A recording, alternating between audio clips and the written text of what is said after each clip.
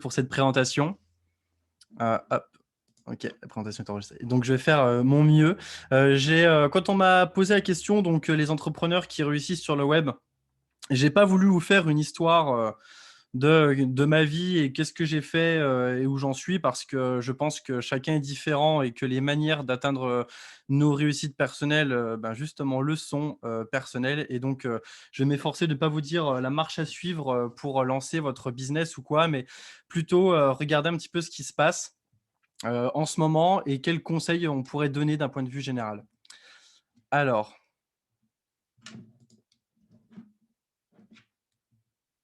super.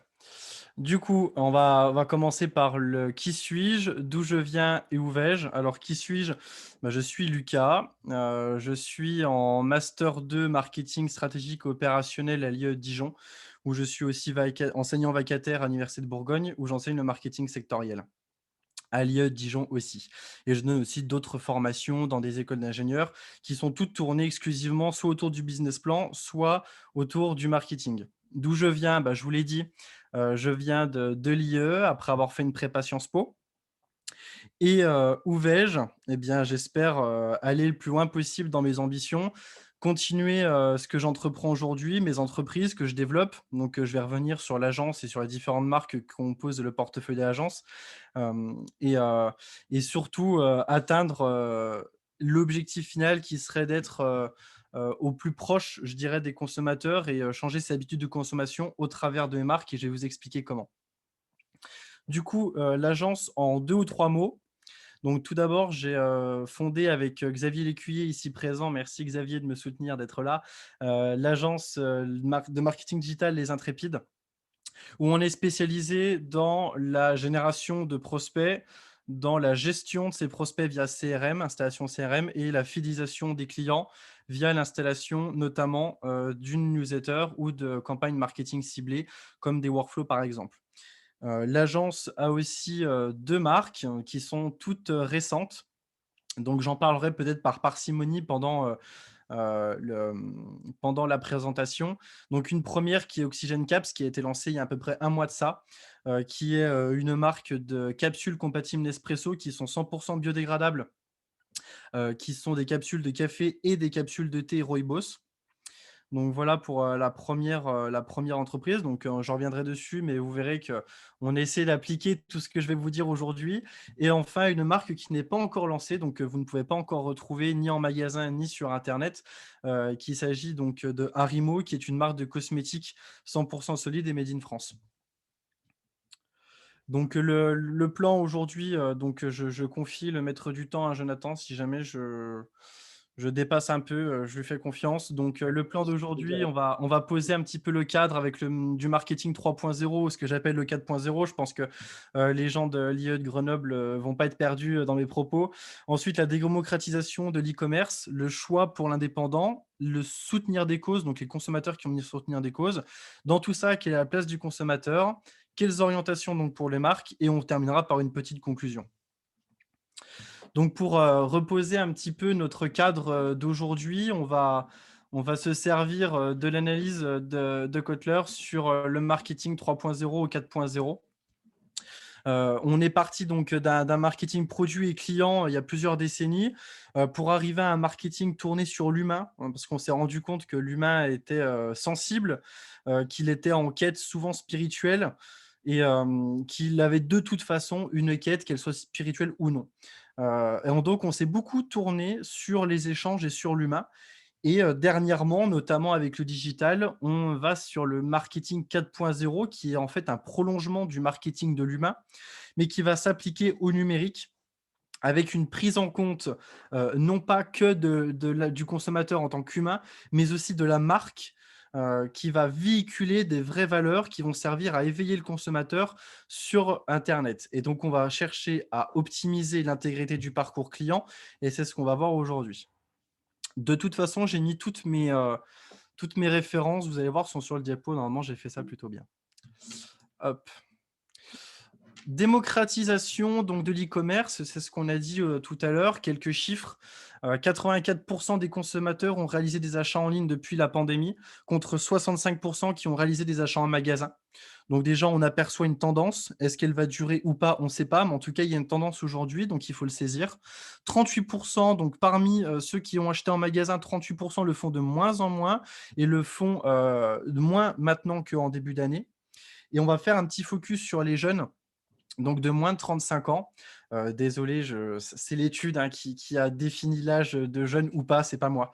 On voit que 67 des jeunes consommateurs consacrent davantage de budget aux achats en ligne par rapport, au début de l'année. Ce qui veut dire que non seulement on a, plus de personnes qui achètent sur internet, on en a moins qui achètent en magasin, mais qu'en plus le panier, global, on s'aperçoit que le budget est supérieur sur internet. Et donc, 62 des jeunes consommateurs préfèrent acheter des produits durables et verts. Et ça, c'est ce qui va nous permettre de faire la transition avec la suite. Ensuite, le choix pour l'indépendant. 50 des consommateurs recherchent des entreprises indépendantes à soutenir. Et parmi les raisons, on va en voir trois majeures, c'est-à-dire 33 veulent soutenir l'entrepreneuriat, 33 souhaitent acheter des produits qui sont uniques et 31 de bénéficier d'un bon service client.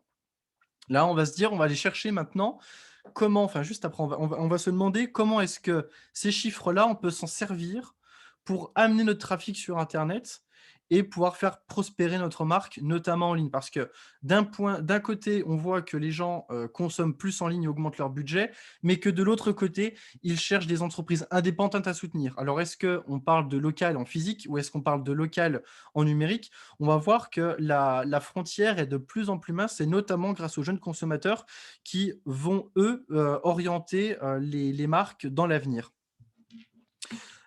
Et là, j'avais noté une petite attention parce que je regarde mes notes. Il faut, faire attention entre la différence de vouloir soutenir, les indépendants et la confrontation avec les habitudes et les attitudes réelles des consommateurs. Ici, moi, je vous parle vraiment, le choix de se dire: «Je voudrais soutenir un maximum les indépendants». Pour autant, les gens vont toujours acheter, vont toujours dans les grandes surfaces et ne font pas toujours le choix de magasins indépendants ou local pour, privilégier des marques nationales. Alors, on peut tout à fait se dire que des marques nationales sont aussi, des marques en local, hein.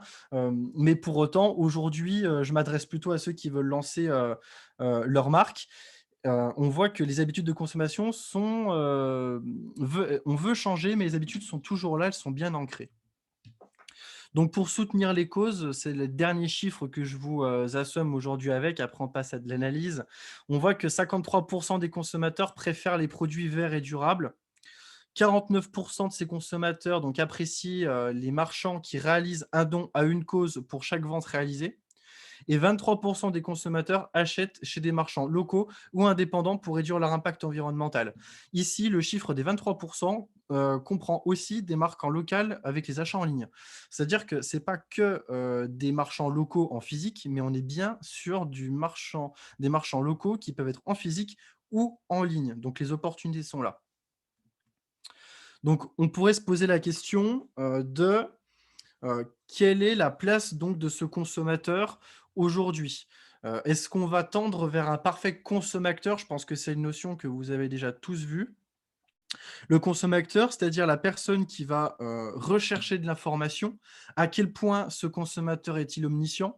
Quelle est l'information qu'il va avoir et quelle information il ne va pas avoir? Et donc quel est votre intérêt à vous, en tant que marque, de détenir cette information et de ne pas la donner ou au contraire, de donner un maximum d'informations à votre consommateur? Ensuite, le consommateur va bien évidemment partager l'information à travers les différentes communautés, hein. Aujourd'hui, avec notamment les réseaux sociaux, tout se sait. On voit des groupes notamment, c'est tout bête, hein, mais comme des groupes de nerd qui vont aller sur Facebook. Et ben, mine de rien, c'est des choses qui peuvent entacher une image de marque ou au contraire, augmenter, les ventes. Et enfin, le consommateur a le choix de la plateforme, de son achat. Même si c'est en ligne, on va voir qu'entre toutes les marketplaces qui existent, déjà sur les réseaux sociaux, sur le site web et cetera. On a une multitude de plateformes, il est important de tous les couvrir. Donc les critères qui peuvent jouer sur l'attitude finale de ce consommateur, vu qu'il a presque une omniscience d'informations, on va être sur une livraison rapide, sur une livraison gratuite et l'achat direct depuis les réseaux sociaux. Aujourd'hui, on l'a dit que c'était les jeunes qui changeaient les habitudes de consommation notamment, et la réponse des marques sur internet. Donc la réponse, c'est, de faire ce marketplace sur les réseaux sociaux, notamment pour, faciliter l'achat des jeunes. Aujourd'hui, une livraison rapide et gratuite, c'est un facteur important parce que, toutes les marques sont en ligne. On n'est pas les seuls avec notre produit que vous vendez comme nous des capsules, biodégradables. Faut pas croire, ça paraît innovant comme ça de vendre des capsules biodégradables de rooibos, de thé et de café. Pour autant, il y a une multitude déjà d'acteurs sur le net. Donc, avoir une livraison la plus rapide possible et gratuite si possible, là, on est d'accord, c'est compliqué sur un produit de PGC tel que le nôtre, puisque les capsules, on marge pas, à des, c'est des capsules qu'on vend 48 centimes, donc on marge pas suffisamment pour permettre une livraison gratuite et d'ailleurs aucun concurrent ne le fait. Enfin si, quelques concurrents le font, mais ils sont pas du tout sur la même qualité, donc ils sont pas du tout sur les mêmes marges. Pour autant, la livraison rapide, c'est un élément clé. En 2 ou 3 jours, il faut que maintenant n'importe quel produit soit expédié et c'est super important. On l'a vu aussi, le consommateur omniscient avec toutes les personnes qui ont, lancé des dropshipping ces dernières années. Alors, l'agence aussi, on a lancé du dropshipping, hein, donc sur de l'importation notamment chinoise et aujourd'hui, c'est un système qui fonctionne de moins en moins. Pourquoi? Parce que cette omniscience d'information fait que, par exemple, AliExpress ou Wish vont eux-mêmes faire de la publicité, notamment à la télé. Ce qui veut dire qu'aujourd'hui, l'endroit où vous fournissez va automatiquement lui-même, en tant que marketplace, faire sa communication. Aujourd'hui, le dropshipping, tout le monde le balance, tout le monde en a marre et donc si on est épinglé, notamment même les meilleures, innovations et cetera comme, je suis en train de chercher là, les boules, qui lavent, qu'on met dans la c'est des boules qui remplacent la lessive, je ne sais plus comment ça s'appelle, mais enfin bon bref. Ça, au final, c'est du dropshipping et ça a été carrément balancé, sur toutes les plateformes, sur Balance Startup, et cetera, alors que, c'est un projet qui est fondamentalement écologique. Enfin, quelles orientations pour les marques? Donc on a pu voir que les orientations principales, bah, c'est de privilégier le made in France, d'avoir, une cause écologique, de soutenir, avec, des dons, notamment des associations. Ça va être aussi important, d'avoir de bons procédés et donc, des produits de qualité et enfin, d'avoir une marque, forte sur laquelle on va communiquer avec une vraie image de marque. Sur ces 3, on va établir 3 piliers en fin de compte pour lancer, sa marque. On va être sur éveiller, engager et entraîner et c'est là qu'on va passer un petit peu aux recommandations et sur ce que nous on a mis en place, alors à la fois pour nos clients à l'agence, mais aussi, pour les marques que l'on lance, notamment Oxygen Caps. Donc j'ai décomposé ce éveiller, engager, entraîner en 4 parties qui va être attirer, motiver, convertir et fidéliser ses clients. Attirer, ça va être la première étape, la toute première, ça va être de faire un marketing à visage humain. C'est ce qu'on disait tout à l'heure. Passer du marketing 3.0 au marketing 4.0, c'est quoi? C'est donner un visage humain à sa marque et donc se poser les bonnes questions. Quelles sont les peurs et les désirs les plus profonds de nos consommateurs? Comment notre marque incarne-t-elle là où les solutions pour ces consommateurs, hein? La base, du marketing tel qu'on le connaît, c'est, on propose un produit, ou en tout cas on propose une offre pour pallier à un instant T, à une souffrance. Je sais que le terme souffrance est un peu fort et tous mes collègues ne sont pas d'accord avec ça, mais pour moi, le marketing répond à un instant T, à une souffrance et donc pour répondre à cette souffrance, il faut, savoir comment notre marque incarne la solution. On va aller plus loin que du simple marketing produit, on va être vraiment sur qui incarne notre marque et comment est-ce que la marque incarne cette solution. Pour la phase motivée, on va être sur donc éveiller l'intérêt. Éveiller l'intérêt, c'est quoi? C'est avoir une image de marque forte qui va être, complètement décidée sur ce que vous avez vu ce qu'on a vu avant avec le attirer. Une fois que cette image, elle est là, on va faire du content marketing. Je pense que c'est quelque chose que vous voyez aussi, régulièrement, mais se poser la bonne question du content marketing, c'est-à-dire avoir toutes les étapes pour être le plus efficace possible. Notamment, donc j'ai fait quelques petites étapes, je les ai écrites sur ma feuille. Ça va être de définir vos objectifs de communication. de choisir, donc de cartographier votre public cible et donc à ne pas oublier les gens en interne de votre société, même si vous êtes que 2, même si vous êtes 3, ne jamais oublier les personnes en interne parce que ce sont vos premiers vecteurs de communication. Ensuite, établir, donc élaborer le planning de diffusion, créer et rédiger le contenu, le diffuser sur vos plateformes, sur les plateformes que vous avez décidées et enfin l'amplifier. L'amplifier, ça va être de choisir et d'identifier les bons vecteurs d'influence, que ça soit notamment les influenceurs sur les réseaux sociaux ou de la presse, numérique. Ça va être de regarder comment est-ce que vous allez pouvoir faire l'effet domino et vraiment augmenter votre visibilité. C'est pas tout de le rédiger, d'avoir un super contenu, de le mettre sur votre site, sur un blog et cetera. Mais si à un moment donné, il n'est pas relayé, vous n'avez pas d'impact et si vous n'avez pas d'impact, vous n'êtes pas vu. Si vous n'êtes pas vu, vous n'avez pas d'image de marque et donc vous n'allez pas grossir. Et enfin, Ouais, la excuse-moi de te 3e couper, on oui, va bientôt arriver sur la fin. Donc, il reste parfait et quelques ben, minutes. Voilà. génial, j'ai presque Nickel. fini. Parfait, merci. Heu et donc ensuite, aller sur du conversationnel, c'est-à-dire la troisième étape, une fois qu'on est visible de partout, privilégier le contenu conversationnel avec son audience. Ensuite, il me reste plus que donc ces 2 éléments-là sur convertir et fidéliser. Ici, on va aller très vite parce que je pense que c'est une notion que vous connaissez, l'omnicanal. Avec la différence avec le multicanal qu'on a eu pendant des années, aujourd'hui, on est capable d'avoir une cohérence avec toute la stratégie marketing qui est en place. C'est-à-dire que ça soit donc ici l'omnicanal traditionnel avec du store, en magasin, en présence physique, du web, le téléphone, et cetera. Mais aujourd'hui, avec le digital, on peut se permettre d'être partout, à tout moment, que ça soit sur de la publicité sponsorisée, que ça soit sur du contenu, gratuit sur les pages, sur, des, groupes Facebook spécialisés, que ça soit sur du LinkedIn.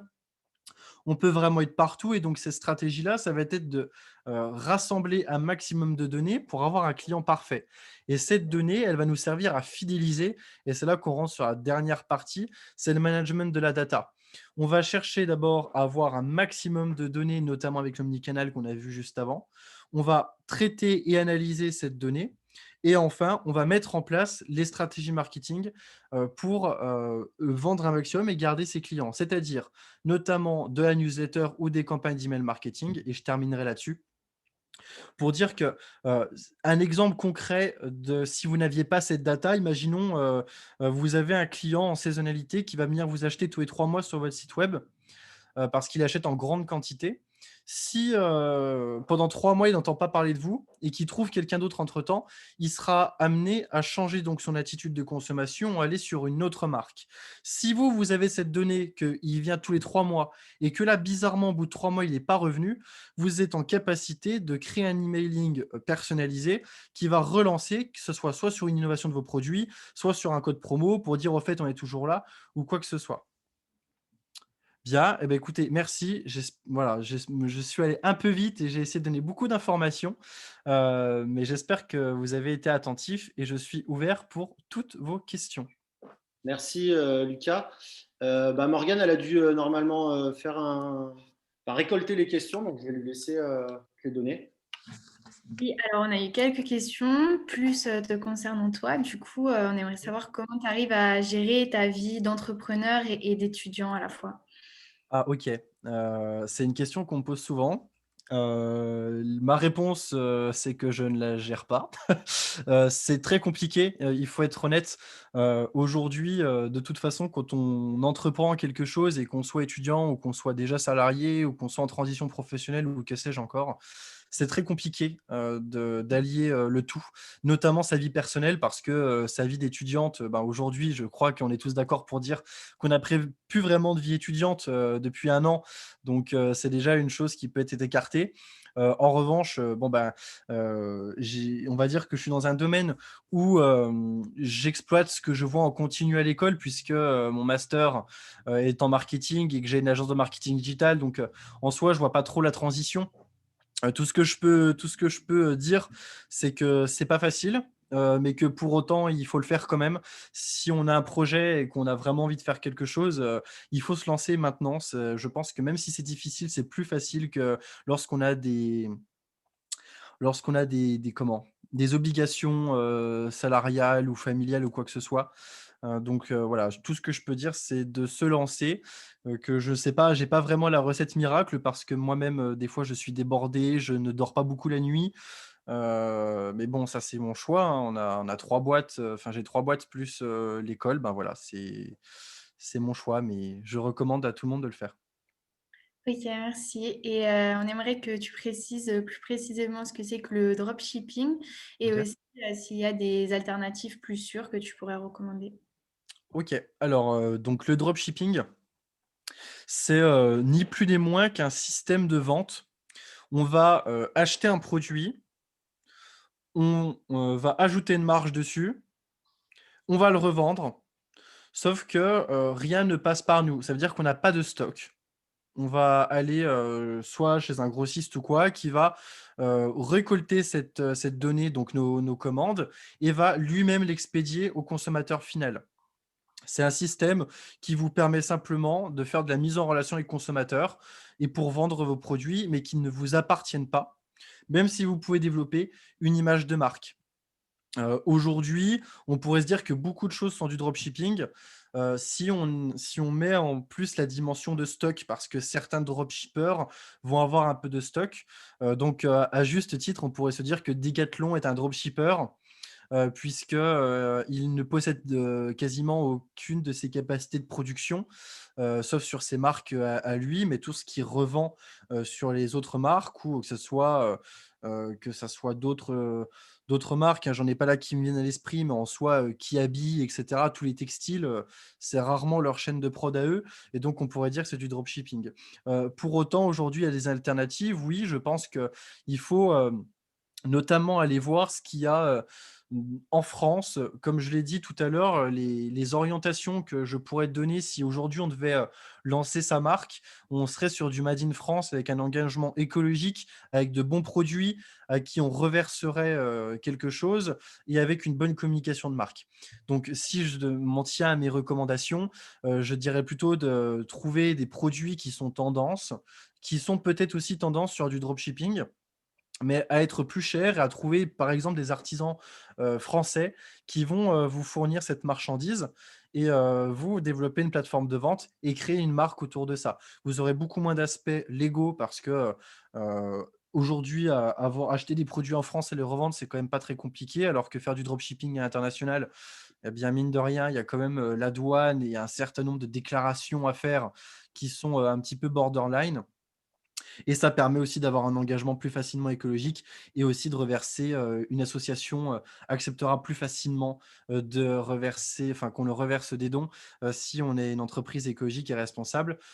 Pour, faire le petit, laïus avec Oxygen Caps, c'est notre système, hein, nous ne sommes pas, producteurs et torréfacteurs de café, ni aromatiseurs de thé. Pour autant, nous achetons, nos produits, que nous encapsulons pour le thé et que nous achetons encapsulés pour le café et nous servons enfin, nous sommes quasiment donc pour le café, nous sommes exclusivement des revendeurs avec, un entrepreneur français qui nous fournit tout ça. Ce qui fait que nous avons eu l'occasion, de signer un partenariat avec la fondation La Pale Nature. Donc le PAL, c'est avant tout, un zoo effectivement animalier, mais c'est aussi une fondation qui protège l'environnement et les espèces en voie de disparition et nous avons pu, signer avec eux et on reverse 1 de nos bénéfices, à cette association, ce qui nous a permis, de faire de la communication et de participer à cette image de marque. Est-ce que j'ai répondu? Merci Lucas. Ouais, on a peut-être une dernière question, il reste 2-3 minutes. OK. Ouais, du coup, on aimerait savoir quelles, ont été tes principales difficultés, lors de la création de ton entreprise et comment tu as fait pour les surmonter? OK. Alors les difficultés n'ont pas été les mêmes suivant les entreprises, puisque, l'agence est une entreprise de service et que les capsules sont une entreprise, de produits. Je dirais que les premières difficultés ont été, l'aspect légal en France, même si aujourd'hui on dit que créer une société en France, c'est facile. Je ne suis pas d'accord. Je pense que ça demande du temps, de la préparation et être sûr de ce que l'on veut. Hem Et donc ça demande plusieurs mois, les ouvertures de comptes en banque, en fait, tous les problèmes administratifs qui se rajoutent et où on pense qu'on va pouvoir vendre, allez, on se lance et que dans 15 jours, un mois, on puisse vendre alors que c'est pas vrai du tout parce que ne serait-ce que les formalités demandent plusieurs mois. 2e difficulté, je pense que c'est, sur les services, ça a été notamment de trouver les premiers clients, de trouver des gages de confiance et notamment les personnes, bah, qui vont nous faire confiance sur, du service alors qu'on a respectivement j'ai 23 ans et que mon associé en a 21. C'était je pense le 2e frein et sur l'entreprise de produits, c'était tout l'aspect logistique, avancement des fonds, paiement des stocks.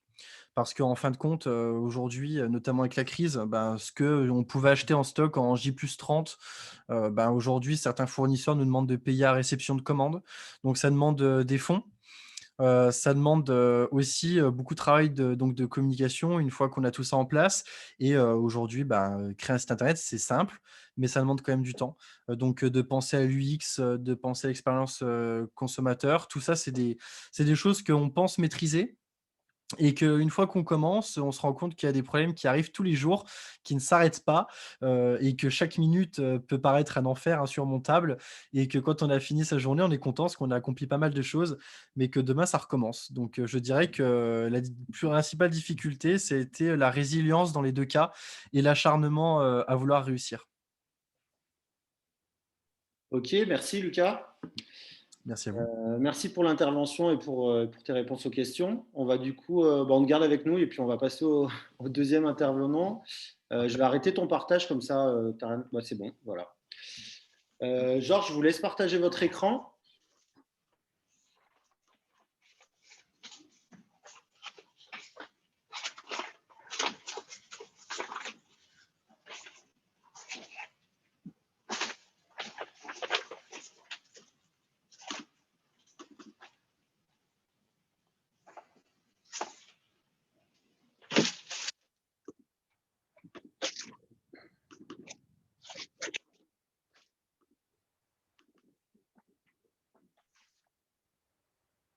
C'est bon? Vous le voyez? Alors là, on n'est pas en diaporama, mais on voit votre écran. Voilà. Vous êtes en...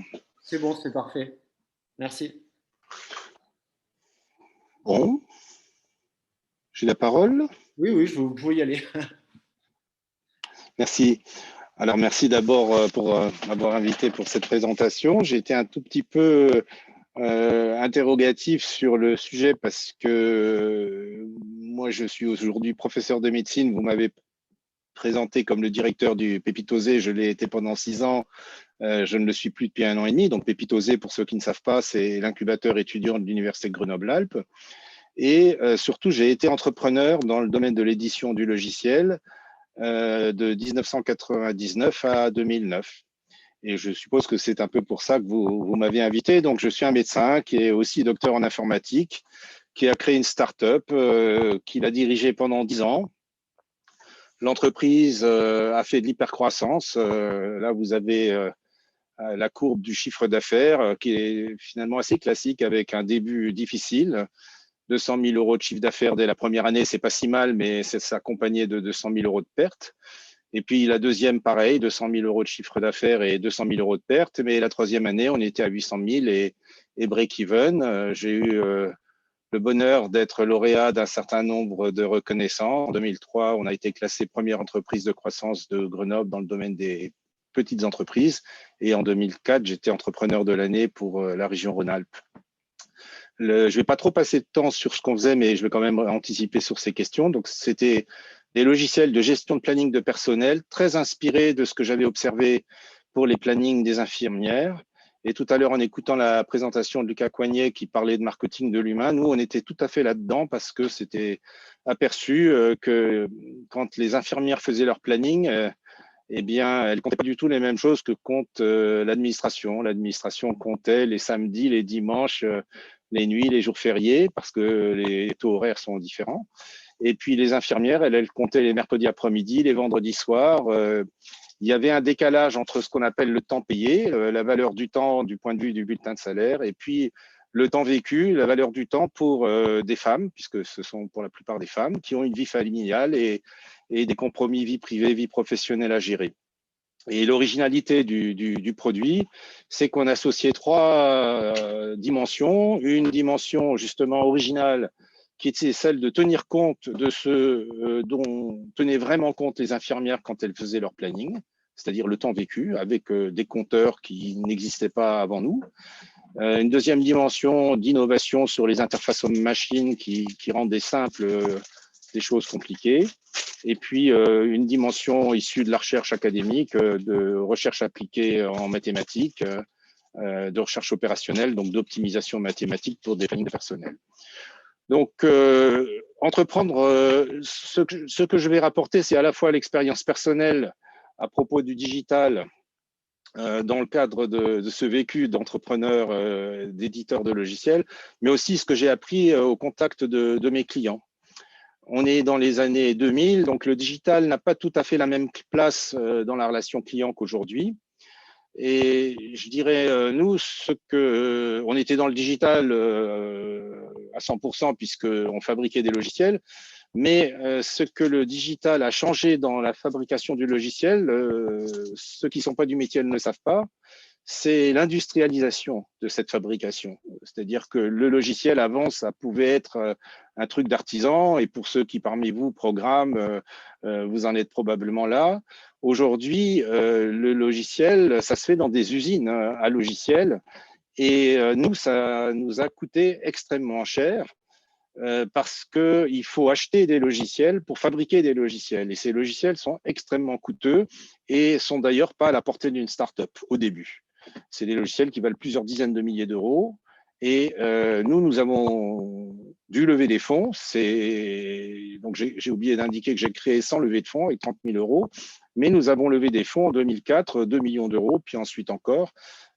Principalement parce que, non pas pour le développement commercial, parce que ça, on n'en avait pas trop besoin, mais parce que l'industrialisation du logiciel coûtait extrêmement cher et que s'agissant de logiciels qui géraient les plannings et qui aboutissaient à la paye, et qu'on avait des très grands clients, dont la filiale restauration d'Auchan, Flunch, Pizza Pie, Yamarine, ça vous dit sans doute quelque chose, 15 000 personnes, dont les bulletins de paye dépendaient de nous, eh bien, il fallait durcir les méthodes de développement et les tests.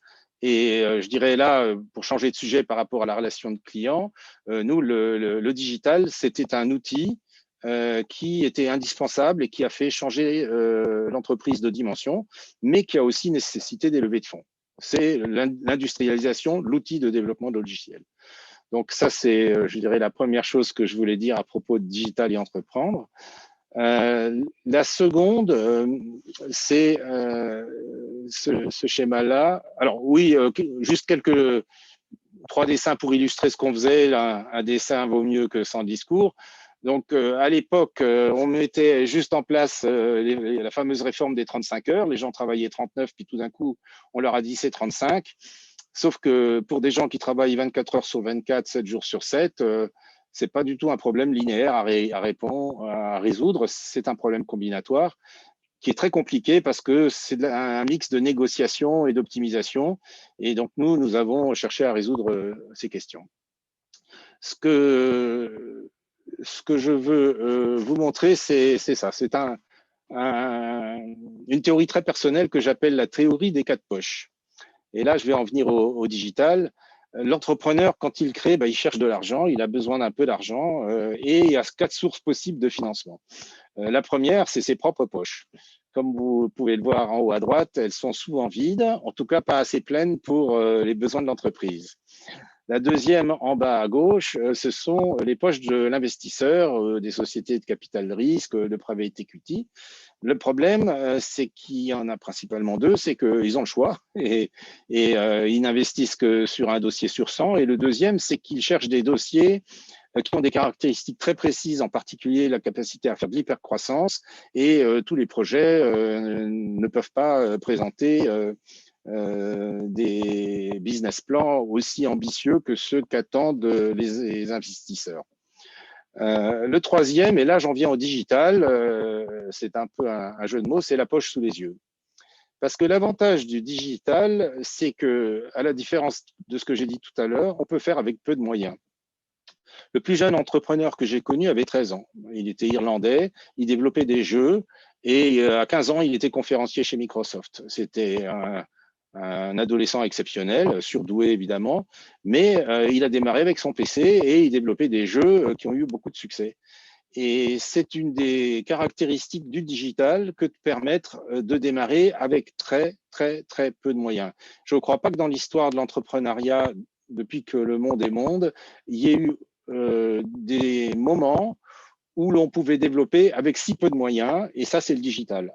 Avant, on développait petit à petit, on faisait de l'autofinancement. Avec le temps, si le marché, les produits étaient là, l'autofinancement permettait de financer la croissance, mais il fallait toujours des moyens. Là, dans le domaine du numérique, c'est-à-dire quand le produit ou le service sont numériques, on peut démarrer avec très, très, très peu de moyens, et ça, c'est une source de rêve possible pour les entrepreneurs.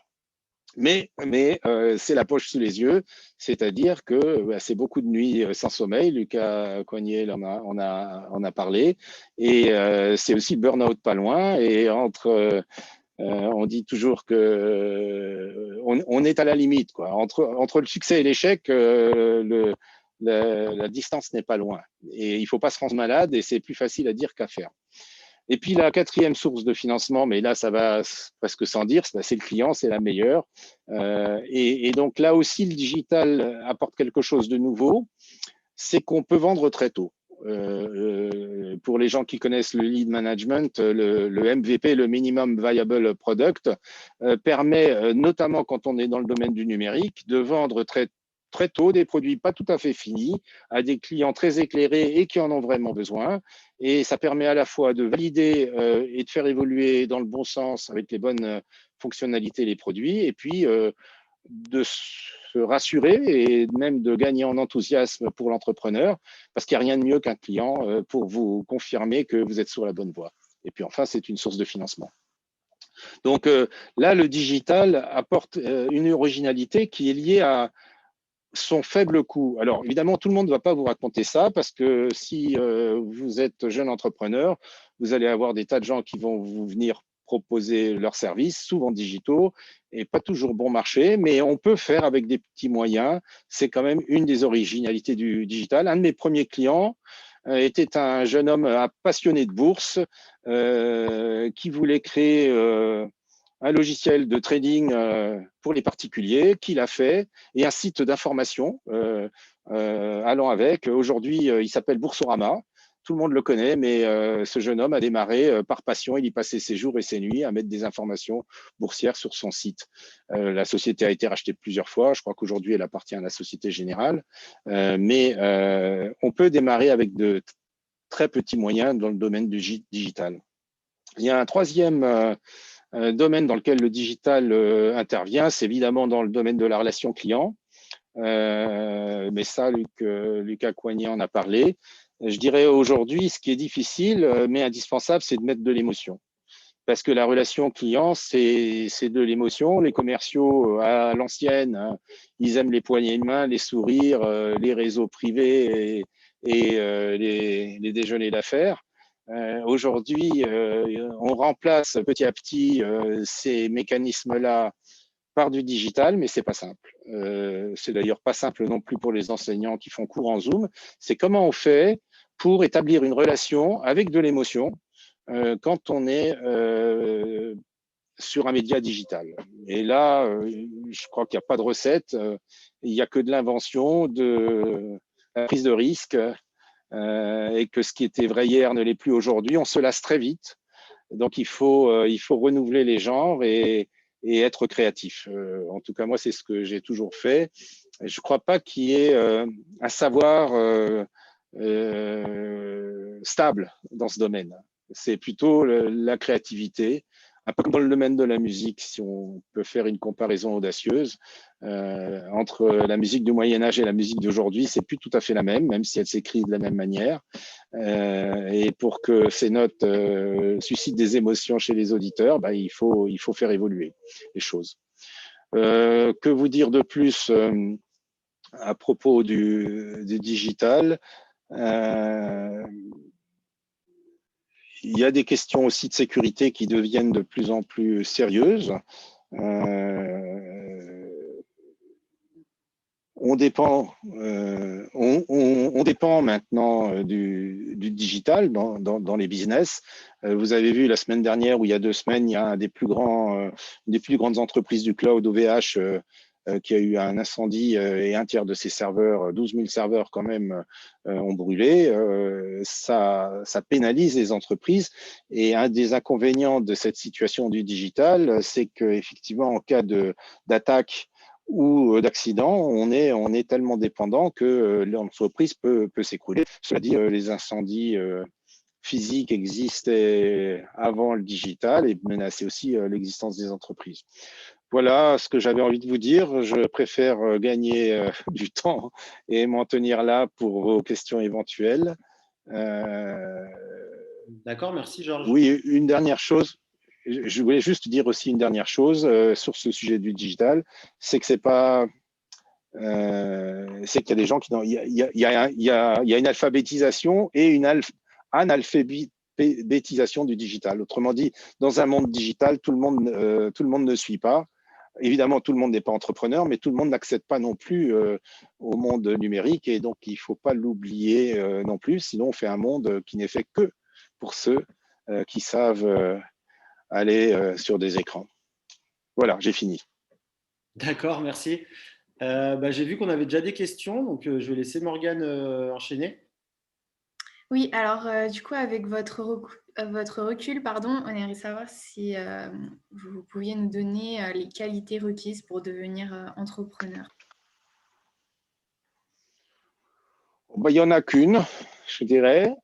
Il faut en avoir un désir énorme. Okay. Le reste, ça suit. Mais entreprendre, c'est affronter plein de petites épreuves tous les jours et avoir assez peu de gratification. Même Elon Musk, aujourd'hui, doit avoir des emmerdes par dizaines tous les jours et de temps en temps une satisfaction. Donc, il faut en avoir tellement envie que tous ces petits ennuis seront ignorés parce qu'on a un désir intense d'entreprendre. Le reste, ensuite, s'apprend et vient.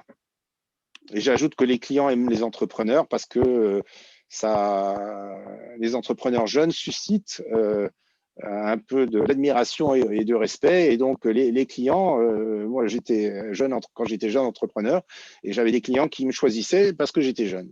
Bon, évidemment, parce qu'il y avait le produit, mais entre deux produits, ils préféraient celui qui avait eu le courage d'entreprendre. Merci.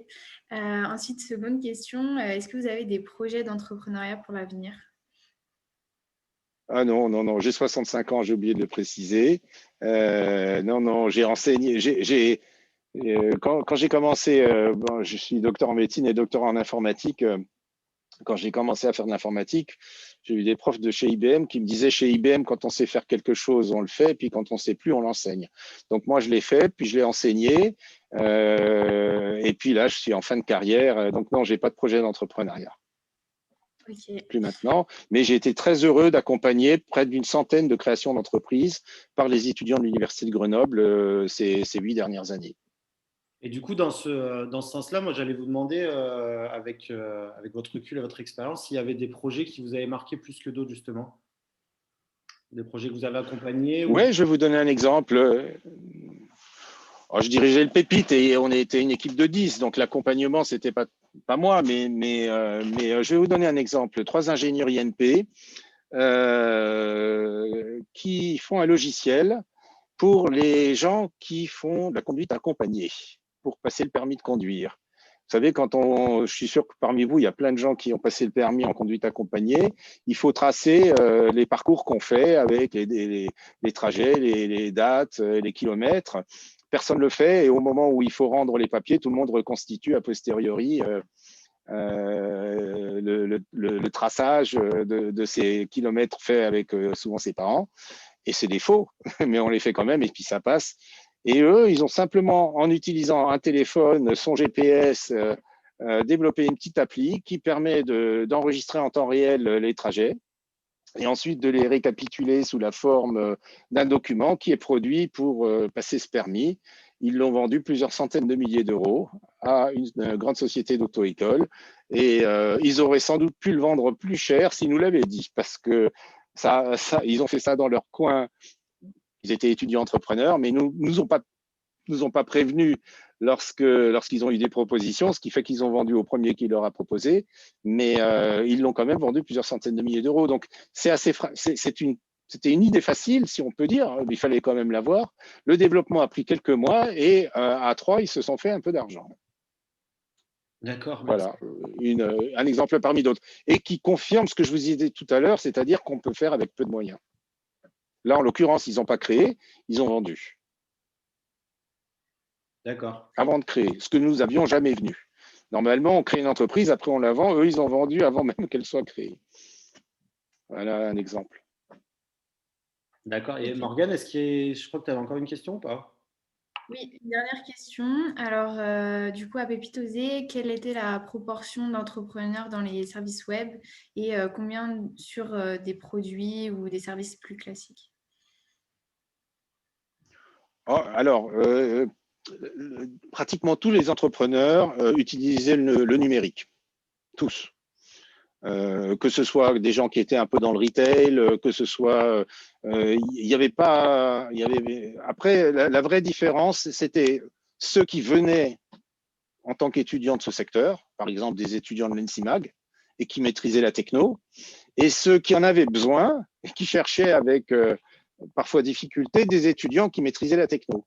Typiquement des étudiants en sciences de gestion, voire des étudiants en droit, des étudiants de l'IAE, qui avaient besoin, entre guillemets, d'étudiants maîtrisant l'informatique.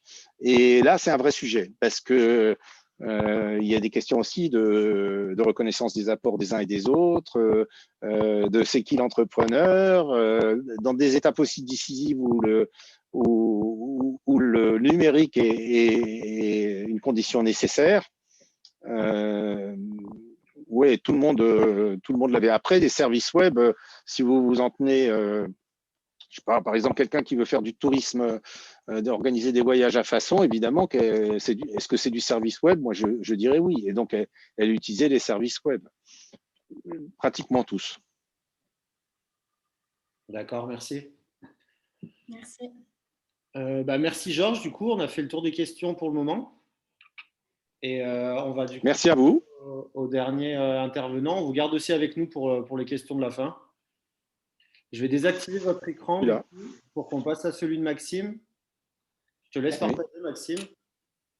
Ouais, je prends la main.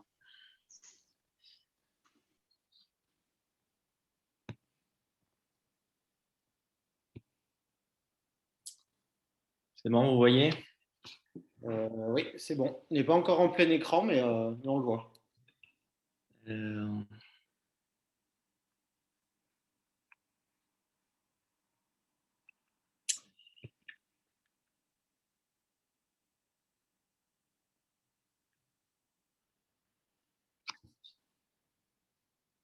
Non, mais sinon, on peut le laisser comme ça. Hein, Ouais, on va le laisser comme ça. En grand écran quand même, il n'y a pas de souci.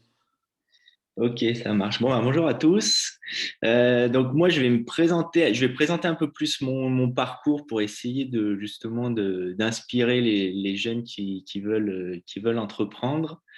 Moi, j'ai un parcours un peu atypique. On va dire, j'étais pas un très bon élève au lycée. Du moins, j'étais pas motivé, donc j'avais pas forcément envie de bosser. Et donc voilà, j'ai quand même eu mon bac râler pâquerette. Et puis ensuite, je suis parti dans des petits boulots forcément, un peu à droite à gauche, pas forcément très intéressant. Et au bout de 4 années comme ça à vagabonder, je me suis quand même décidé à reprendre les études parce que je voyais pas justement de chemin à cette trajectoire. Et donc voilà, j'ai repris un BTS. Donc moi, je suis originaire de Grenoble. Donc, j'ai repris un BTS en management des unités commerciales. Bon, bah, c'est un peu le seul qui a voulu de moi. Donc, je suis parti là-bas. Et puis ensuite, j'ai eu la chance d'avoir un meilleur ami qui avait un peu plus l'esprit, un peu plus d'esprit, on va dire, et qui s'est dit mais qu'est-ce que tu fous? Enfin, voilà, il faut que tu reviennes dans le droit chemin. Tu es en train de partir un peu en vrille. Et lui, il a intégré justement une école de commerce. Et du coup, je n'en avais jamais entendu parler. Je ne savais pas du tout comment rentrer dans une école de commerce, ce que c'était. Et du coup, il m'a quand même bien vendu le truc. Et c'est donc grâce à lui que j'ai repris un BTS justement pour pouvoir passer les concours et intégrer une école de commerce. Et donc, voilà, donc j'ai repris un BTS et puis j'ai très bien réussi parce que j'avais un objectif qui était d'intégrer une école de commerce justement. Et du coup, j'ai été motivé. J'ai été premier de ma classe en BTS, ce qui ne m'était jamais arrivé. J'étais plutôt au fond de la classe d'habitude. Et donc là, premier de ma classe en BTS, et j'ai passé 2 ans à préparer les concours d'école de commerce. Et du coup, voilà, j'ai pu intégrer une école, l'école de Grenoble, donc ma ville d'origine. Et donc, école de commerce à Grenoble. Et puis, je me suis un peu spécialisé en finance parce que c'était un monde un peu sulfureux qui m'attirait. Il y avait de l'argent, tout ça. Donc, je me suis spécialisé en finance. Donc, voilà, tout s'est très bien passé. De belles années en école de commerce. Et puis, après mon master, donc à l'école à GM, j'ai refait un master en finance à Londres pour vraiment avoir une belle casquette financière. Ensuite, j'ai commencé à bosser à Paris dans un gros cabinet de conseil, Ernst Young. J'ai vu que Georges, non, c'était, il avait eu un prix d'Ernst Young. Donc voilà, j'ai bossé dans un gros cabinet, mais ça m'a pas du tout plu. C'était très théorique. Ça m'a pas plu du tout. Donc je suis parti au bout de même pas un an. J'ai démissionné au bout d'un an. Et puis, je suis parti à Genève. Et donc là, dans une plus petite structure pour faire du trading sur devises et taux d'intérêt. Et donc là, voilà, des sujets assez passionnants qui m'ont bien fait tenir pendant 8 années, on va dire. Et puis au bout de 8 ans, voilà, un peu la routine, un peu toujours la même chose. C'est sûr que c'est stimulant, c'est bien payé. Et voilà, mais envie d'autre chose. Et puis l'envie d'entreprendre qui me trottait en tête depuis quelques années déjà.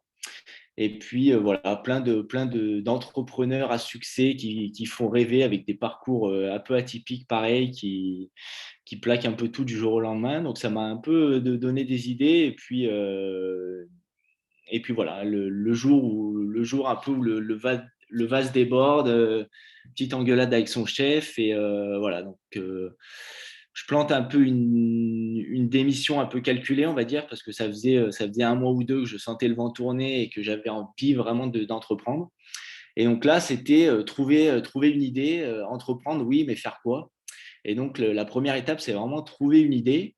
Et donc, j'avais lu pas mal de bouquins et il disait, voilà, pour trouver une idée, généralement, il faut répondre à un problème. Si jamais tu arrives à répondre à un problème que tu as, forcément, d'autres personnes auront le même problème. Et si tu arrives à régler ce problème, tu peux en faire un business et en tirer des revenus. Et donc j'ai cherché des problèmes et puis je savais quand même que je voulais entreprendre dans un milieu qui me plaisait parce que là, la finance, c'est des chiffres, c'est des écrans toute la journée.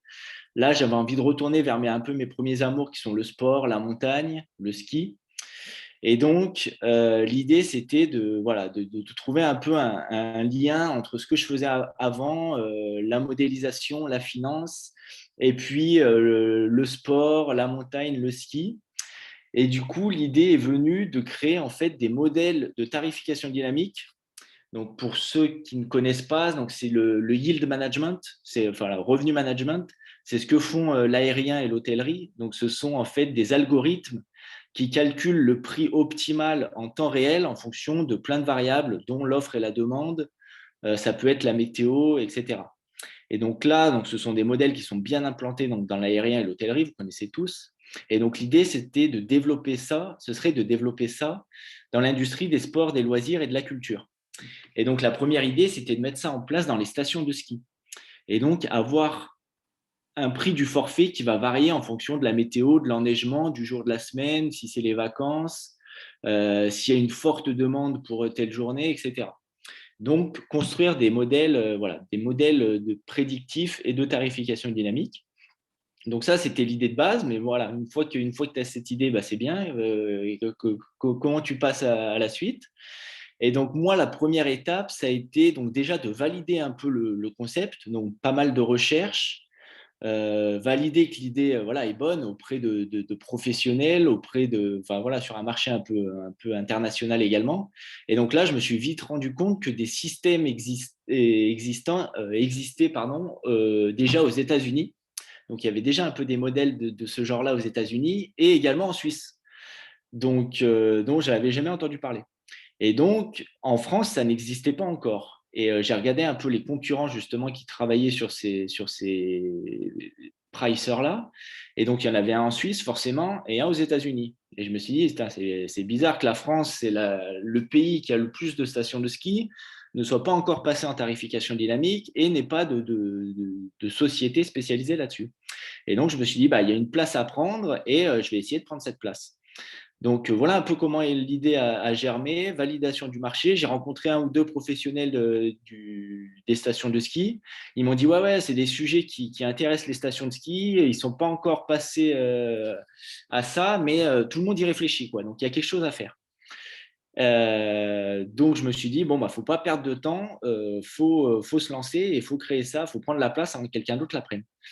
Et donc, moi, j'avais certes des compétences, on va dire, en modélisation, mais pas assez poussées, et notamment en data science. Je n'avais pas des compétences assez poussées là-dedans. Je connaissais les bases, mais il fallait bien plus que ça. Donc, je me suis dit, il faut que je trouve un associé.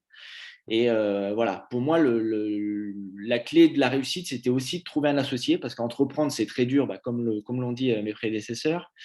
C'est très dur et entreprendre seul, la solitude de l'entrepreneur, c'est vraiment quelque chose de très, très douloureux. Et donc, moi, je ne voulais pas entreprendre seul et donc je voulais trouver un associé. Et donc, dans mon entourage, je n'avais pas le bon profil, on va dire. Et puis, voilà, tous mes potes ou familles, ils étaient déjà sur d'autres projets. Enfin, personne n'était prêt à tout lâcher pour monter ça. Et donc, je me suis mis à chercher un associé. Donc, il y a des réseaux sociaux qui existent pour ça. Je ne sais plus les noms, mais cofondateur.fr, des sites comme ça. J'ai essayé aussi de taper aux portes de certaines écoles, notamment de statistiques ou de programmation informatique, d'essayer de trouver des écoles des élèves en fin de cursus, voir s'ils avaient une envie d'entreprendre.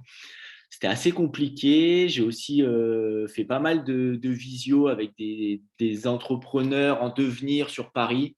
Mais pareil, avec Paris, Annecy, moi, je ne me voyais pas retourner à Paris. J'habitais à Annecy et je suis vraiment bien ici.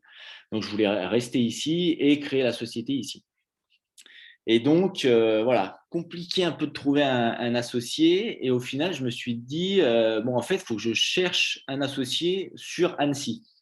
Et donc, je me suis mis sur LinkedIn et en gros, il y avait 3 personnes sur Annecy qui avaient le profil parfait pour s'associer avec moi. Et donc, j'ai rencontré les 3. Donc, je suis allé boire une bière avec les 3. Et ben, voilà, un petit coup de foudre entrepreneurial avec celui qui est maintenant mon associé, donc Florian, qui lui a fait un doctorat en astrophysique. Donc, il était chercheur au CNRS à Annecy.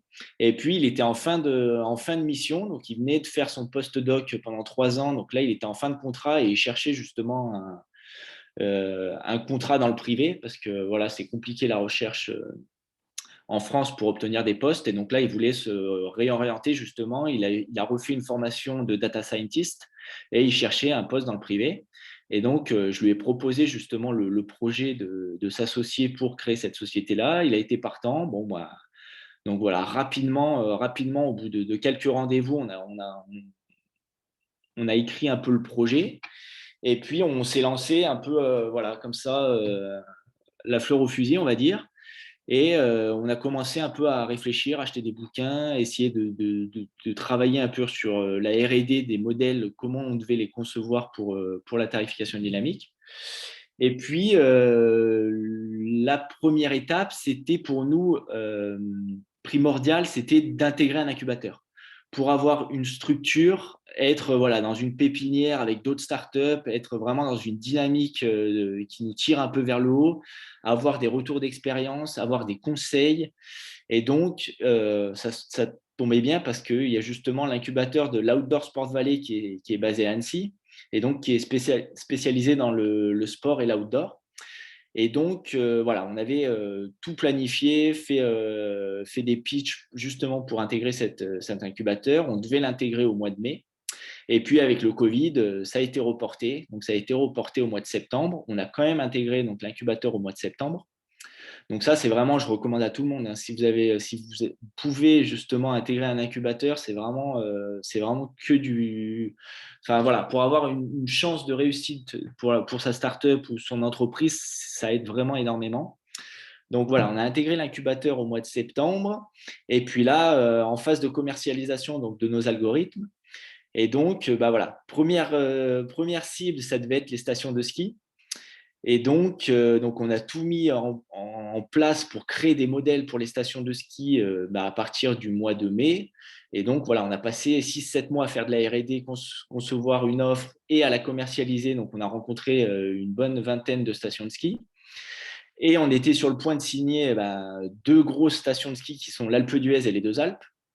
Et le Covid repointe le bout de son nez et malheureusement, les stations de ski restent fermées et du coup, voilà, 0 chiffre d'affaires pour cet hiver. Donc, un gros coup dur quand on se lance parce que quand on n'a pas de chiffre d'affaires, c'est compliqué. Surtout qu'on venait de recruter un informaticien au mois de septembre. En fait, on a lancé le recrutement de l'informaticien justement pour être prêt pour la saison de ski, pour qu'ils puissent justement interfacer nos algorithmes, sécuriser le transfert des données. Donc, comme disait Georges, la sécurité est vraiment très importante. Donc, surtout qu'il y a eu déjà des hacks un peu sur les stations de ski, des données qui ont été perdues. Donc, voilà, donc on a recruté un informaticien. Donc, on a engagé des frais, on a fait des investissements. Et malheureusement, 0 chiffre d'affaires cet hiver. Et donc, voilà, donc là, il faut réagir. Qu'est-ce qu'on fait? Et donc, on a décidé de un peu se diversifier et d'aller taper aux portes des parcs d'attractions, des golfs, de la culture aussi, des cinémas, des opéras. Maxime, excuse-moi, est-ce que tu es en train de faire défiler en même temps tes Non, slides? non, je ne fais pas défiler, non, je Ok. parle. Pas de souci. Il y a un bug parce que ça arrive parfois. Vas-y, continue. Ouais, je sais. Non, je ne fais pas défiler, mais après, je vous montrerai un peu notre produit, mais là, je parle plus du parcours pour l'instant. Ouais, au cas où. Et Alors, donc, après, il te reste 5 bonnes minutes. ouais, 5 minutes, ok. Merci. Et donc voilà, donc là, on cherche un peu à se diversifier donc sur les autres industries des sports, des loisirs, et aussi voilà, la culture, et puis aussi sur l'industrie, parce qu'on s'est rendu compte, voilà. Donc en fait, le message, c'est quand vous avez une idée, quand vous avez envie d'entreprendre, même si vous n'êtes pas sûr que votre produit va fonctionner ou que c'est le bon produit qui va intéresser forcément, allez-y quand même. C'est au fil du chemin que vous allez vraiment vous rendre compte de ce qui intéresse, on va dire, votre public cible. Et peut-être que vous allez, en fait, par sérendipité, trouver un autre produit qui intéresse. Et donc là, en fait, en construisant des algorithmes comme ça, on s'est rendu compte qu'il y avait aussi un marché pour l'industrie avec des modèles prédictifs, un peu un dérivé de nos algorithmes, mais qui pouvaient intéresser l'industrie et notamment sur des modèles prédictifs de défaillance. Donc, on est capable de construire des algorithmes qui vont prédire une défaillance sur la chaîne de production. Et donc, voilà, donc ça, c'est des choses qui, voilà, au fil des rencontres et des besoins, on s'est rendu compte que voilà, il y avait un marché aussi pour ça. Et donc, peut-être qu'au final, on finira là-dessus. Bon, ce n'est pas le souhait et pour l'instant, on reste quand même focalisé sur les stations de ski. Mais voilà. Le message, c'est même si vous n'êtes pas sûr de vous à 100%, foncez parce que voilà, vous allez trouver sur votre chemin, vous allez faire des rencontres, trouver des personnes et votre produit va s'affiner et vous allez au final peut-être sortir avec un nouveau produit qui va se vendre. Donc voilà, juste pour montrer 2-3 slides sur la tarification dynamique.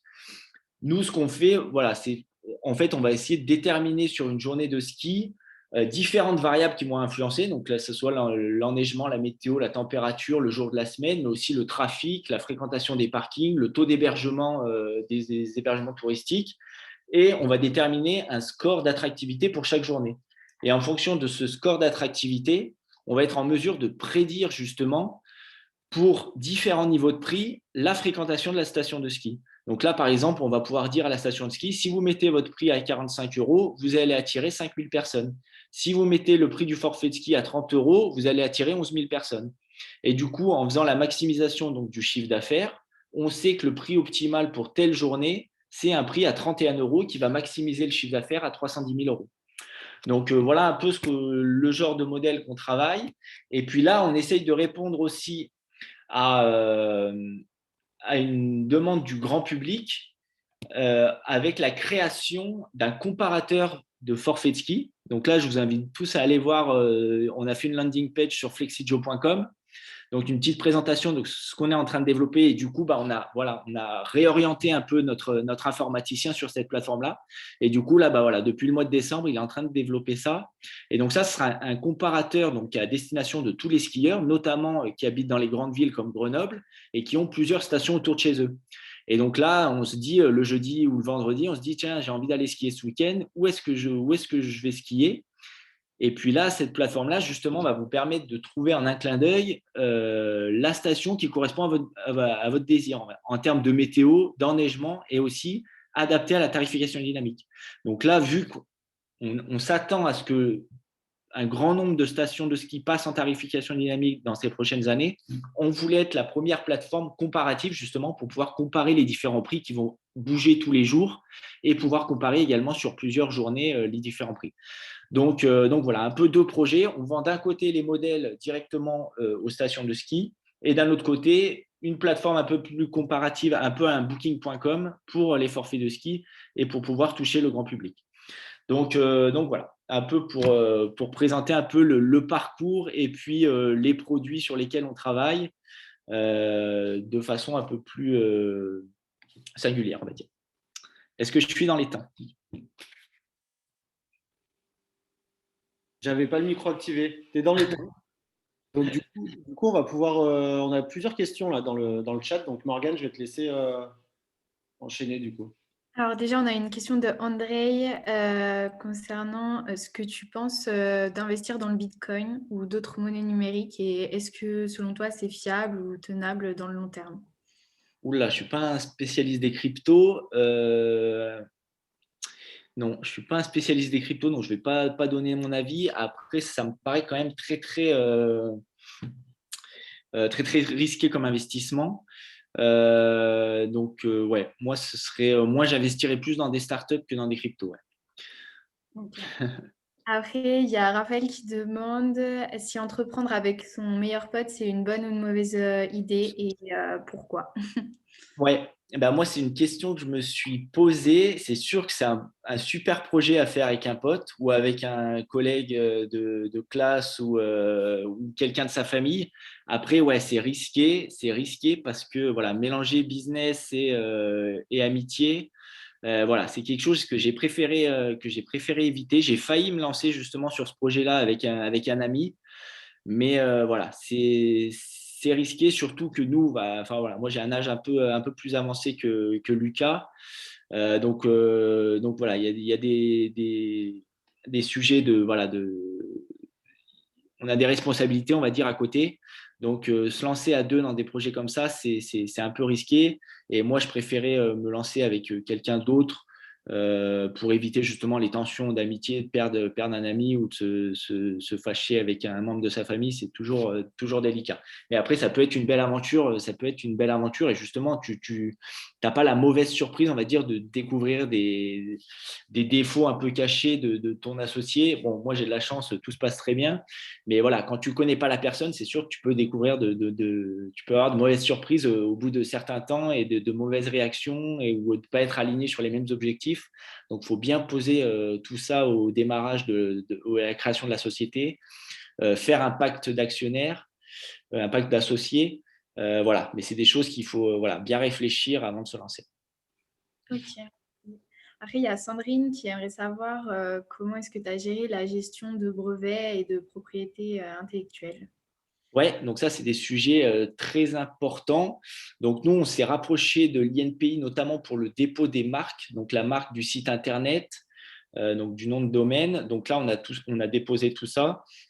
Après, sur les brevets, Sur les algorithmes, c'est assez compliqué de breveter. Et si tu brevettes, en fait, tu es obligé de déposer ton algorithme. Donc, en gros, tous tes concurrents peuvent te piquer l'algorithme. Donc, le mieux, c'est de le garder secret. Et donc là, nous, on est en discussion donc, avec aussi des intermédiaires, on va dire des ERP, donc des sociétés de logiciels qui travaillent avec les stations de ski et qui sont justement intéressés par notre algorithme pour pouvoir le distribuer à leurs clients. Et donc ça, voilà, ça c'est des sujets qui sont éminemment importants dans notre activité. Et donc nous, notre souhait, c'est de garder notre algorithme secret, donc hébergé dans nos serveurs. Et après, c'est juste par de la communication, par des API, en fait, que l'ERP va venir interroger notre algorithme et récupérer les prix. Donc voilà comment on gère un peu tout ce qui est propriété intellectuelle. Nous, on ne communique pas notre code et notre algorithme, mais via de la communication par API, on communique comme ça, on va dire. Ok. Il y avait aussi Eddy qui aimerait savoir d'un point de vue consommateur quels sont les changements pour la tarification dynamique et si c'est facile ou difficile à marketer auprès des stations en termes d'image. Ouais, c'est sûr que ça fait un peu peur. Après, on a de la chance que ce n'est pas non plus quelque chose de nouveau, c'est quelque chose qui existe en Suisse. Et les stations suisses sont très, très contentes des résultats en termes d'augmentation de chiffre d'affaires et puis aussi sur la satisfaction des clients. Parce que notre objectif, c'est aussi d'avoir un prix en lien avec l'expérience vécue par le skieur. Et donc, avoir une journée de grand beau temps avec de la neige fraîche, et ben, on est prêt à mettre 45 € ou 50 € comme actuellement. Par contre, les journées de jour blanc ou alors début de saison, la neige n'est pas encore au rendez-vous, ben, on n'est pas prêt à mettre ces prix-là. Donc, le skieur est content d'avoir de la tarification dynamique et d'avoir un prix qui correspond vraiment à l'expérience qu'il va vivre. Donc, mais c'est sûr que c'est des sujets qui ne doivent pas être laissés au compte pour la station de ski. Donc, elle doit vraiment communiquer sur la tarification dynamique, avoir aussi de la pédagogie, expliquer comment sont calculés les prix pour pas qu'il y ait de mauvaises surprises et qu'il y ait pas de, voilà, que les gens n'arrivent pas en station et se disent bah, c'est quoi ce bordel, pourquoi on est à 50 € alors qu'il y a 2 jours on était à 30 €. Voilà, lui expliquer que le prix tient compte de la météo, de l'enneigement, du jour de la semaine, si c'est les vacances, etc. Donc, il y a un gros travail d'explication. Et c'est pour ça qu'on passe par un score d'attractivité pour justement expliquer un peu le prix, comment est calculé le prix. Ok. Et est-ce que tu prends aussi en compte les caractéristiques des utilisateurs, s'ils sont fidèles, bons skieurs, débutants, tout ça? Ouais, alors ça, c'est un peu plus compliqué à faire, justement, faire du pricing à la tête du client, on va dire. Ça, c'est pas très, très autorisé. Donc, ce que font les stations de ski, c'est justement faire des prix pour les jeunes, des prix pour les seniors, etc. Donc, ça, c'est un peu… ça se fait. Maintenant, faire vraiment du dynamic pricing en fonction de la personne qui est en train d'acheter, par exemple, sur son site Internet, ça, on ne l'étudie pas encore. Ça, on l'étudie pas encore. Je ne dis pas qu'on le fera jamais. Après, ça sera plus du marketing ciblé, on va dire. On passera plus par du marketing ciblé, justement, pour comprendre comment consomme le skieur et en fonction de ça, lui proposer des offres, voilà, de la réduction ou des offres, mais faire un prix à la tête du client, ça, pour l'instant, non, c'est pas envisagé. Ok. Et il y avait une question aussi de Clément. Donc, avec le réchauffement climatique, est-ce que tu n'as pas peur que ces projets autour des stations de ski deviennent rapidement obsolètes? Ouais, après, bon, les études ont montré qu'on aura de la neige encore en 2050. Donc, bon, ça nous laisse encore 30 années devant nous. Et puis, nos modèles, c'est pas uniquement, voilà, comme je le disais, c'est pas uniquement pour les stations de ski. On est sur les golfs, les parcs d'attractions, la culture et puis peut-être l'industrie. Donc, voilà, c'est vraiment, nous, on est vraiment dans la construction d'algorithmes. On démarre avec les stations de ski parce qu'il y a un intérêt et qu'il y a déjà des concurrents sur ce créneau-là. Donc, on veut prendre le marché français. Mais après, voilà, on pourra se diversifier et trouver d'autres activités. Okay. Si besoin, mais bon, on a quand même bon espoir que la jeunesse fasse quelque chose pour que le climat s'améliore et aussi que la technologie nous permette justement de moins polluer et qu'on fasse tous les efforts nécessaires pour pouvoir continuer à skier. Ça serait bien triste sinon. C'est sûr. Et aussi, du coup, comme tu as connu plusieurs pays et cultures, est-ce que la France, selon toi, fait partie de ceux qui poussent le plus les jeunes à entreprendre? Alors ça, c'est une très bonne question. Je ne sais pas qui l'a posée. Ça, c'est une très bonne question. Justement, je voulais en parler. La France est un pays merveilleux pour entreprendre. Ouais, on a vraiment une chance incroyable parce que voilà, moi, j'ai créé la société avec très peu d'argent et on arrive justement avec les incubateurs, avec les banques, il y a énormément d'organismes, que ce soit initiatives ou réseaux entreprendre, qui permettent de faire des prêts d'honneur. Il y a des business angels, enfin, il y a vraiment un écosystème qui est vraiment propice à l'entrepreneuriat en France. Et j'en discutais avec des entrepreneurs suisses, justement, ils ont mais zéro aide, quoi. Il y a pas d'incubateur, il n'y a pas d'organisme qui les aide, et ils doivent vraiment tout investir de leur poche. Voilà, la France est vraiment un pays, parfait pour entreprendre. Voilà, soyez-en conscients. Ah bon, on va pouvoir finir avec une dernière question pour toi, Maxime. Les autres participants, vous pouvez commencer à poser des questions générales dans le chat toujours. Et donc, la dernière question posée par Vincent, qu'est-ce que tu penses des conséquences et est-ce que ça aiderait à démocratiser la discipline ou plutôt priver les moins aisés de la qualité du service? Alors, le but, c'est justement de travailler sur l'accessibilité. Et il y a parce qu'on est en discussion avec des collectivités et notamment pour ne pas le citer, l'Opéra de Paris. Et eux, ce qu'ils cherchent à faire, c'est des organismes publics et ils sont là pour effectuer un service public, justement, aux usagers. Et donc, l'objectif de la tarification dynamique, ça peut être de maximiser les revenus du prestataire, mais ça peut être également de rendre le service beaucoup plus accessible.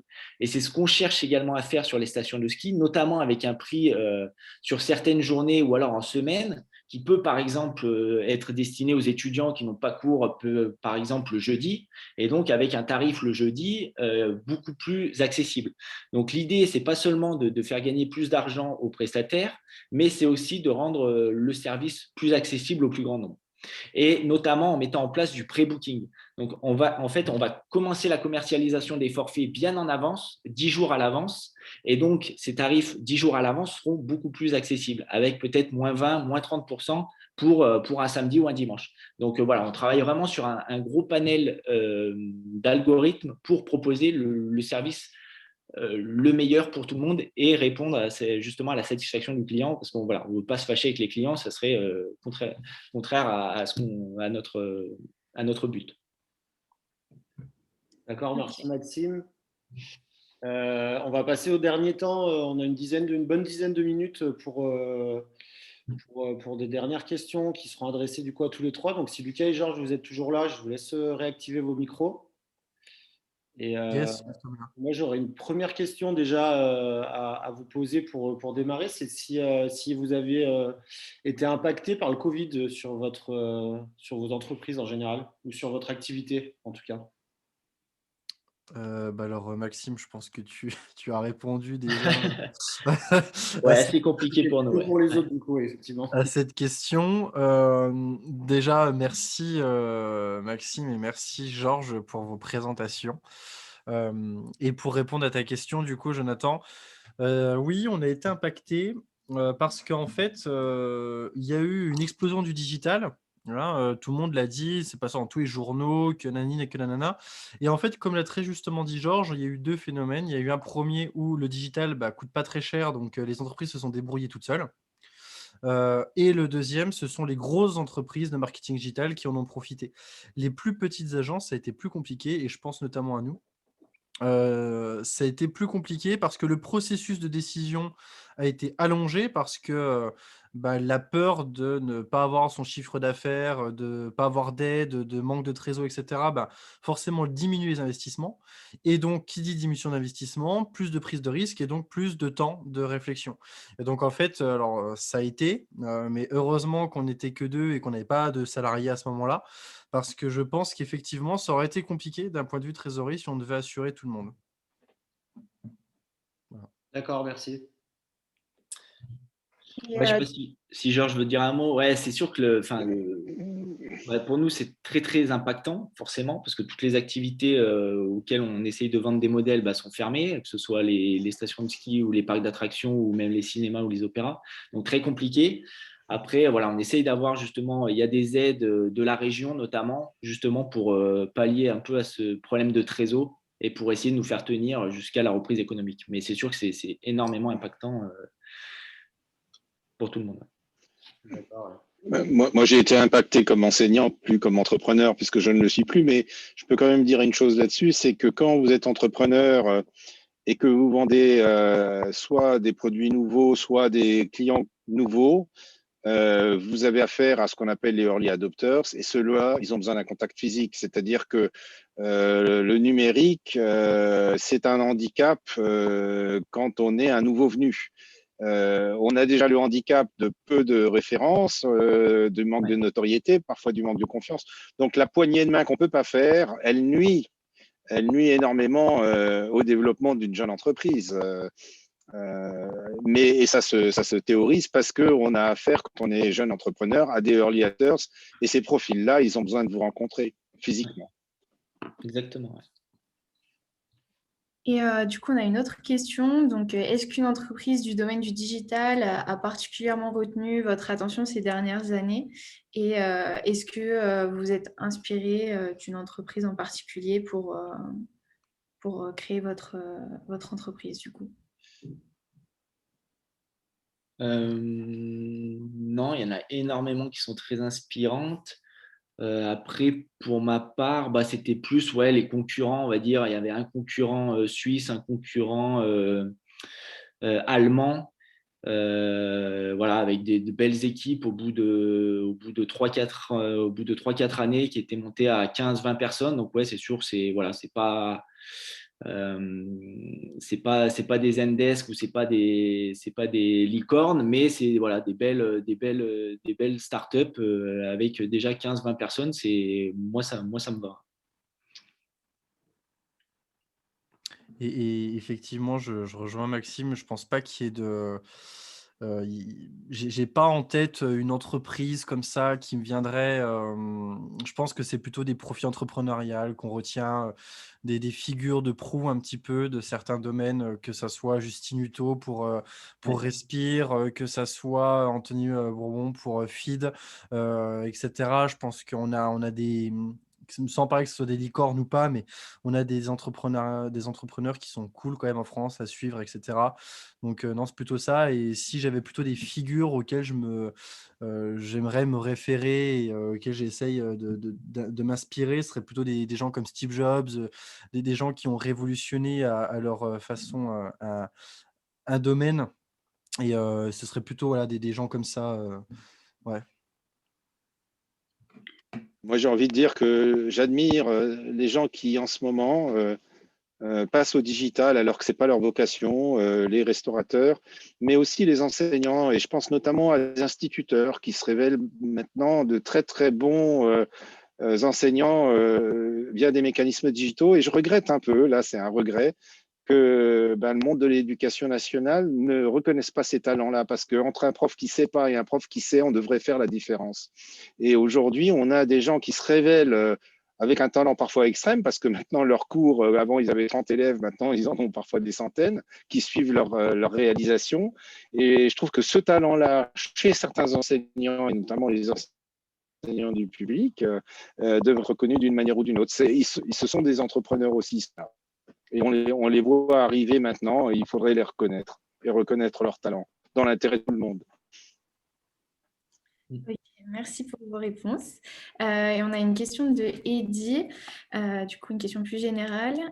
Donc, comme il y a beaucoup de techniques et d'innovations dans vos startups, est-ce que vous pensez que l'entrepreneuriat soit possible dans des secteurs plus artistiques, par exemple? Et il a précisé qu'il peut développer sa question si besoin. Alors, bien sûr, il n'y a pas forcément besoin d'avoir de l'innovation ou de la technique dans le secteur artistique. Au contraire, je pense qu'il y a énormément de choses à faire. Et puis, je crois qu'il y a des startups qui se développent justement sur les enchères, et puis maintenant avec Ouais, il y a énormément de choses à faire, et notamment dans l'artistique, hein, parce que je pense que c'est un des derniers, un des derniers secteurs qui n'a pas encore connu justement le boom de start-up. Tout le monde essaye de disrupter un peu tout et n'importe quoi, et je pense que dans l'art, il y a énormément de choses à faire. Ouais, je rejoins aussi ça pour dire que, c'est pas parce qu'il y a pas d'innovation déjà qu'il y a pas de business possible. Parce que tout n'est pas innovation, hein. Aujourd'hui, on a tendance à tout placer sur l'innovation, mais bon, voilà, c'est quand même plutôt rare en fin de compte, hein, l'innovation, ça arrive une fois tous les 10 ans, qu'il y ait une vraie innovation donc je dis que s'il y a un marché qui est déjà existant, en fait, tu as 2 possibilités. Alors je sais plus qui pose la question, mais il y a 2 possibilités, soit le marché existe déjà, soit le marché n'existe pas encore. J'espère pour toi que le marché existe déjà parce que tu as un travail d'éducation en moins à faire à ton consommateur. Il y a toujours une part du gâteau à récupérer sur n'importe quel marché. Si toutefois ça n'existe pas, peut-être que là on parle d'innovation, ce qui va demander bouchée double, mais peut-être aussi, plus de part du gâteau au final. Mais, dans tous les cas, lance-toi. Ouais. Moi, je peux témoigner que parmi les étudiants entrepreneurs de l'Université de Grenoble, on a eu plusieurs créations dans le domaine de l'art. Des étudiants issus de l'ex-Université Stendhal, 2 galeries d'art ont été créées, galerie d'art Tracanelli pour citer une grenobloise, une autre galerie totalement numérique. On a pas mal d'étudiants issus d'études de design ou d'art ou de littérature qui créent des entreprises. Et aussi, à propos du digital, je disais tout à l'heure qu'il faut créer des émotions. Les compétences qui permettent de créer des émotions, c'est les compétences artistiques et même au service d'entreprises techno. Quand le moyen de communiquer avec le client, c'est le digital, il faut créer des émotions via le digital. Et ça, ce sont des artistes qui savent le faire. Juste, si je peux, je viens de penser à un truc là, parce que Georges parlait des justement des étudiants qui lançaient des trucs et tout. Tu peux regarder, la personne qui a posé la question, une entreprise qui s'appelle Vanguard, qui est assez, récente. C'est Vangart. Ça a été lancé par un étudiant, je crois, ex, M Lyon ou quelque chose comme ça. Il a lancé une galerie d'art, en ligne, en fait, où c'est une boutique où il va, collaborer avec des artistes et ils vont venir, broder, en fin de compte, des tableaux, avec des éditions limitées et ensuite il les revend sur son site et ça cartonne. Et c'est vraiment sympa ce qu'il fait. Donc, bah, d'ailleurs, je conseille à tout le monde d'aller jeter un coup d'œil à la galerie Vanguard parce que c'est vraiment sympa. Et c'est à Lyon. D'accord, bah, j'ai noté l'orthographe là dans le chat. Et du coup, c'était pour Eddy, ouais, la réponse, qui t'a répondu du coup pour te remercier. Il y Voilà, a mais Artsper aussi, pardon. startup dans l'art. Enfin, je ne sais plus si c'est une startup, mais ARTSPER. Ok, je la mets aussi Ouais. dans le chat pour tout le monde. Bah, écoutez, on est pile dans le timing, donc je vous remercie tous les trois pour votre participation et le temps accordé. Merci aussi à tous les participants sur Zoom, malgré le contexte difficile. Je vous rappelle qu'il y a 3 autres conférences qui vont être dans la semaine. Donc demain soir, vous avez sur la santé 18h à 20h. Vous avez jeudi 18h-20h, c'est sur le thème du gaming. Et vendredi midi, horaire 12h-14h, ce sera sur le thème de l'éthique. Donc toujours en rapport aussi avec le digital. Donc, n'hésitez pas à vous inscrire. C'est de la même manière que pour aujourd'hui, ou alors vous aurez les liens qui seront partagés aussi sur les réseaux sociaux de l'IAE et le site internet IAE Digital. Voilà, ben merci encore Maxime, Lucas et Georges hein, pour votre participation. Merci. Et est-ce que on peut peut-être, je rajoute, je parle en mon nom, pour ceux qui auraient des questions ou quoi que ce soit, vous pouvez m'ajouter sur LinkedIn ou sur Instagram ou sur Clubhouse ou sur ce que vous voulez. Donc n'hésitez pas, qu'on puisse échanger et tout, ça sera avec plaisir. Pareil sur LinkedIn, ceux qui veulent. Pas de souci. Très bien, merci.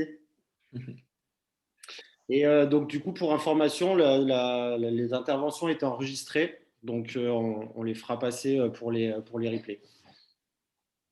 Pas de souci. Voilà. Merci, bonne soirée. Merci beaucoup. Merci à tous. Au revoir. Merci à tous, merci, au revoir. Merci. Merci. Merci.